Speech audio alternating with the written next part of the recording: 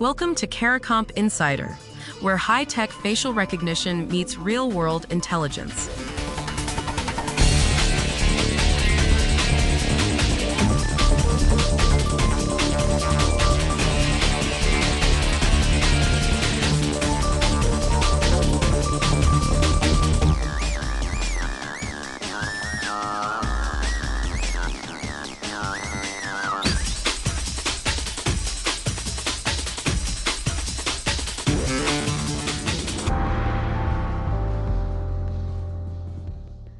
Your fingerprint never leaves that card. Not when you pay, not when the bank approves it, not ever. The store you're buying from never sees it, and neither does your bank's computer halfway across the country. Now, if you've ever heard the phrase fingerprint payment and felt a little knot in your stomach, like your fingerprint is getting beamed off to some database somewhere, I get it. That fear makes total sense. Because we've all been trained to think of biometrics like those airport cameras that scan a crowd and match faces to a list. But these new payment cards work in almost the opposite way. Today I want to show you exactly what happens when you press your thumb to that little card and why the answer might actually make you feel safer, not less safe. So how does your fingerprint stay put while the payment still goes through? Let's start with what actually lives on that card.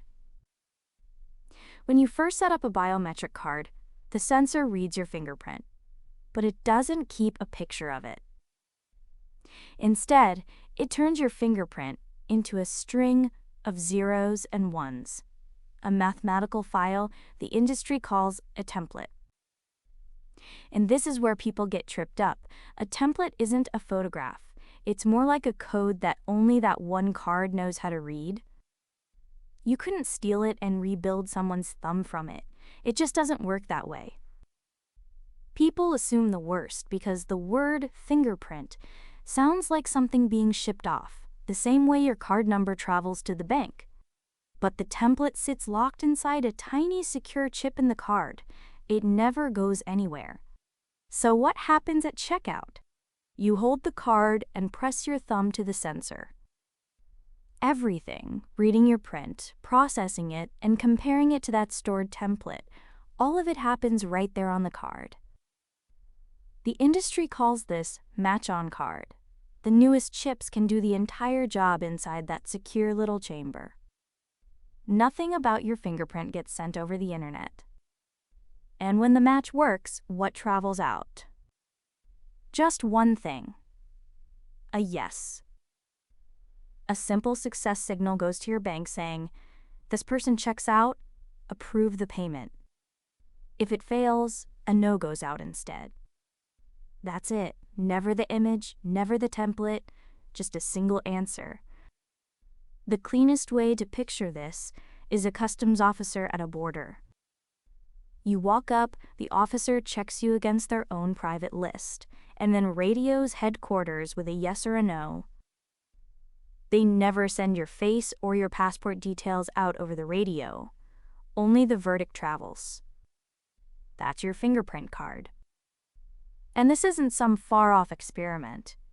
According to Straits research, this market was worth about $200 million in 2023. They project it to hit over $15 billion by 2032. That's roughly 79 times bigger in 9 years. Banks aren't betting that kind of money on a gimmick. They see this as the future of how you'll prove a card is really yours. So here's the shift. A biometric payment card was never about sharing who you are. It's about proving you're allowed to use the card without ever handing over the proof. It's far closer to typing a PIN than to a camera scanning your face in a crowd. So let me leave you with the simple version. Your biometric card keeps a math version of your fingerprint locked inside it, not a picture. The matching happens on the card, in your hand, never online. And the only thing that ever leaves is a yes or a no. Whether you're a security pro or just someone tired of feeling watched, That one design choice flips the whole story. Your fingerprint stays with you, and only your permission goes out. The full breakdown's in the show notes if you want to go deeper. Now you know something most people in this industry don't. Use it. And when you're ready to put it to work, caracomp.com. We'll see you tomorrow.